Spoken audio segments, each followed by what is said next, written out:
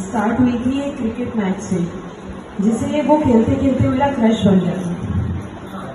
वो अलग बात है कि लड़कियों का क्रश हर घंटे बदलता है, पर वो थोड़ा स्पेशल था। सही। कुछ दिन बाद अचानक अपने घर के नीचे देख पेट में जोर से बटरफ्लाईज बनने लगी थी। बीइंग माय बर्थडे, मेरे हाथ में केक था, तो जो नीचे शॉपकीपर है he wished me happy birthday, तो so did he have a happy birthday. उसके हटाने की वजह से मैं कुछ समझ नहीं पाई, लेकिन इग्नोर किया और चलते बनी। वक्त गुजरा, इंस्टा रिक्वेस्ट आई, बात बढ़ी, दोस्ती हुई और प्यार तो हो ही गया। मिलना, कोचिंग बंक करना आम सी बात हो गई। पर अब बारी आती है इजहार की, जो ना वो कर सक रहा था और ना मैंने कोशिश की। उसने हिम्मत करके मुझे कह ही दिया, और जो लोग मुझे अच्छे से जानते हैं वो ये भी जानते हैं कि मैं रोती बहुत हूँ। तो मैं अपने एक्स को याद करके रो पड़ी। खैर, प्यार करते हो तो रिश्ता भेज दो, बात कह भी दी। रिश्ता आ भी गया। घर में बहुत सी लड़ाइयों के बाद हमारी इंगेजमेंट भी हो गई। Happy ending.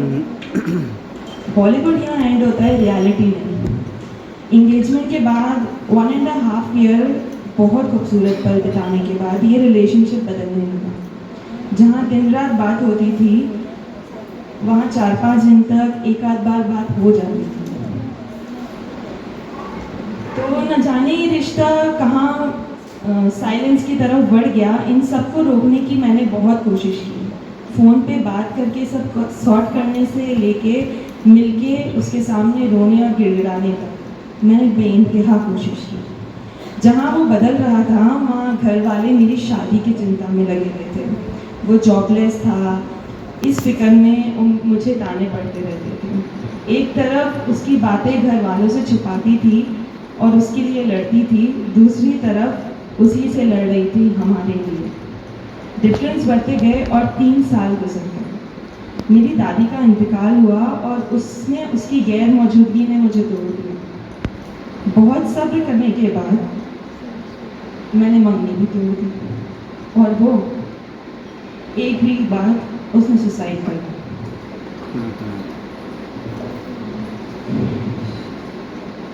After his death,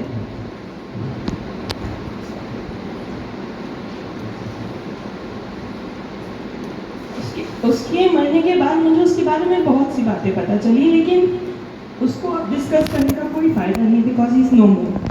लेकिन कुछ सवाल जो मेरे दिल में अभी भी उठते हैं वो ये कि जो लोग मुझे पॉइंट आउट करते हैं कि वो मेरी गलती थी, वो लोग तब कहाँ थे जब वो स्ट्रगल कर रहा था, और वो लोग अब कहाँ हैं जब मैं स्ट्रगल कर रही हूँ। अगर उसको बचाने के लिए लोग मुझे पॉइंट आउट कर रहे हैं, तो अगर खुद अनाकास्ता आज मैं मर जाती हूँ तो किसको पॉइंट आउट करें? जब लोग बोलते हैं कि आप स्ट्रगल कर रहे हो, आप एंजाइटी में हो, तब लोग आपकी हेल्प नहीं करते हैं, बट जब आप मर जाते हो तो लोग सिंपैथाइज करते हैं। And I want to ask कि सिंपैथाइज करके क्या वो इंसान वापस आ जाएगा? इससे बेटर है कि जब वो इंसान स्ट्रगल कर रहा है उस वक्त उसकी हेल्प करो, उस वक्त उसको समझो। सिंपैथाइज करने से वो नहीं बचेगा, उसकी हेल्प करने से, उसकी मेंटल कंडीशन समझने से बचेगा।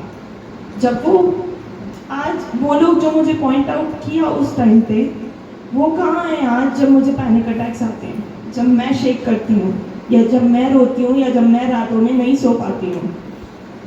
और आज वो मुझे सपोर्ट नहीं कर पा रहे, लेकिन कल को अगर मैं मर गई तो फिर एक नया टारगेट ढूंढेंगे जिसको वो लोग पॉइंट आउट करके उस लेवल तक पहुंचाएंगे जिस लेवल पे शायद आज मैं खड़ी हूँ।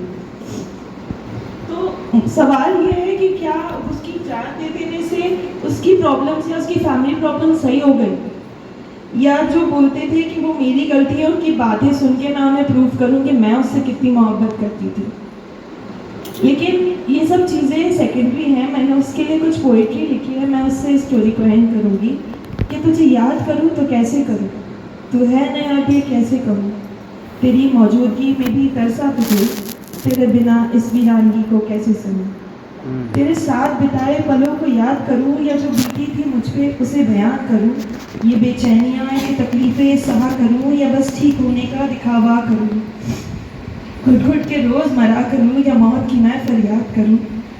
तुझे याद करूं तो कैसे करूं, तू है नहीं अब ये कैसे करूं। ना सोचा मेरे बारे में बहुत अच्छा किया, तुम समझते थे मोहब्बत खत्म तो अच्छा किया। एक पल को माँ की हालात पे गौर किया होता, मेरी मोहब्बत नहीं तो उनकी ममता का तो एहसास किया होता। मैं बढ़ भी जाऊं आगे तो वो कैसे बढ़ पाएंगी, अपने खोए हुए बेटे को कहाँ से ला पाएंगी। एक गलती तो पहले ही कर चुके थे तुम, बहुत सी बातें छुपा चुके थे तुम। एक बार तो किसी को सच्चाई बताई होती, मुश्किलों का हल निकालने की कोशिश तो की होती। किसी पे नहीं तो अपने रब पे एतबार किया होता, किसी पे नहीं तो अपने रब पे एतबार किया होता। खुद की ज़िंदगी को बस एक मौका दिया होता, खुद की ज़िंदगी को बस एक मौका दिया होता।